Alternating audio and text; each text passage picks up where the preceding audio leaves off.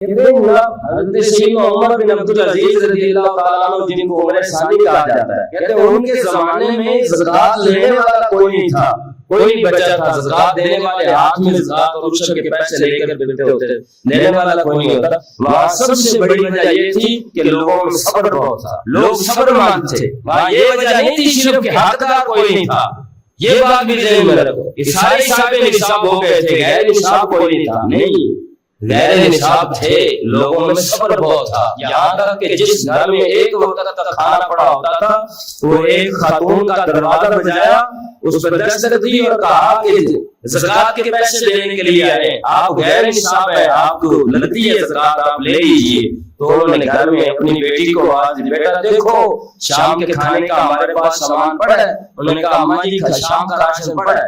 کہا ہمارے پاس تو شام کا پڑا ہے، ایسا گھر تلاش کرو جہاں شام کا بھی نہیں پڑا، ہمیں نہیں چاہیے ایسا گھر تلاش کرو جہاں شام کا بھی نہیں پڑا۔ تو اس وقت یہ صبر بھی تھا، اس وجہ سے لوگ ہاتھوں میں لیے پھرتے تھے زکوٰۃ اور عشر کا پیسہ۔ آج کل کیا ہے؟ آج کل تو اچھے بڑے لوگ جو ہیں وہ لیتے پھرتے ہیں۔